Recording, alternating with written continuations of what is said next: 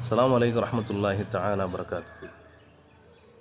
அன்பான பெருமக்களே, நபிகள் நாயகம் ஸல்லல்லாஹு அலைஹி வஸல்லம் அன்னவர்கள் எவ்வளவு சிறப்பு வாய்ந்தவர்கள் என்பதனை உலகத்தில் உண்டான அத்தனை மக்களுக்கும் தெரிந்த விஷயம்.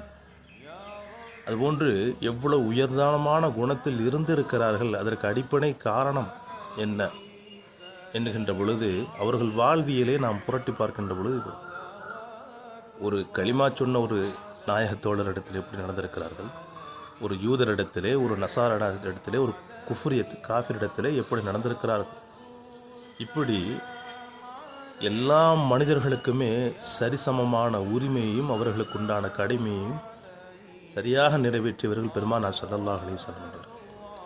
ஆனால் தான் அல்லாஹ் ரப்பல் ஆலமீன், நபியே நீங்கள் உயர்ந்த குணத்தின் மீது இருக்கிறீர்கள், இன்னக லஅலா குலுக்கின் அலீன் என்பதாக சொல்லுவார். நபியே நீங்கள் உயர்வான குணத்தின் மீது இருக்கின்றீர்கள் என்பதாக சொல்லுவார். எத்தனையோ சான்றுகளை பார்க்கலாம். இவருடைய ஜனாசா செல்கிறது, நபி ஸல்லல்லாஹு அலைஹி வஸல்லம் எழுந்திருத்து நிற்கிறார்கள். ஒரு நாயகத்தோழர், யார் ரசூலல்லாஹ், இவருடைய ஜனாசா என்பதாக சொன்னார். அப்பொழுது நபி ஸல்லல்லாஹு அலைஹி வஸல்லம் அவர்கள் சொன்னார்கள், லைஸ்த நஃப்ஸன், இது ஒரு ஆன்மா இல்லையா என்கிறார். ஒரே வார்த்தை, இது ஒரு உயிர்.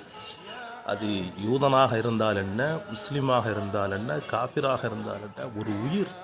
நான் இருக்கின்ற பொழுதே ஒரு உயிர் நரகத்துக்கு செல்கிறது என்ற இந்த கவலை, ஈமானிய கவலையை வெளிப்படுத்தியவர் பெருமானார் ஸல்லல்லாஹு அலைஹி வஸல்லம்.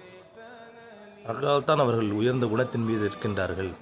அவர்களுடைய ஷஃபாத்தை பெறுவதற்கு நீங்கள் முயற்சி செய்ய வேண்டும் என்பதாக அல்லாஹ் ரப்பல் ஆலமீன் விரும்புகின்றார். அனஸ் ரலியல்லாஹு தஆலா அன்ஹு அவர்கள் 10 ஆண்டுகள் பெருமானார் ஸல்லல்லாஹு அலைஹி வஸல்லம் அவரிடத்திலே பணியாளர்களாக இருந்தார். ஹதிம்து,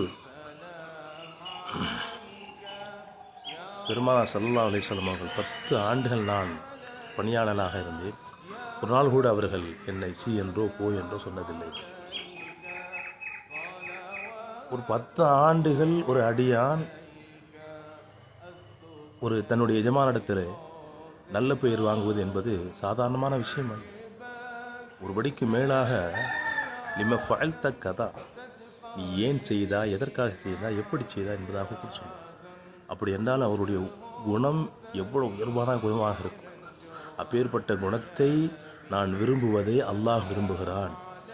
அல்லாஹ் விரும்ப வேண்டும் என்று சொன்னால் நாயகத்தினுடைய விருப்பம், அவர்களை நீங்கள் விரும்ப வேண்டும் என்பதாக திருமறையிலே பலிவிடுகிறார். ஆகையினாலே அல்லாஹ்வுடைய அன்பையும் நபி ஸல்லல்லாஹு அலைஹி வஸல்லம் அவருடைய ஷஃபாத்தையும் பெறுவதற்கு முயற்சிகள் செய்வோமாக.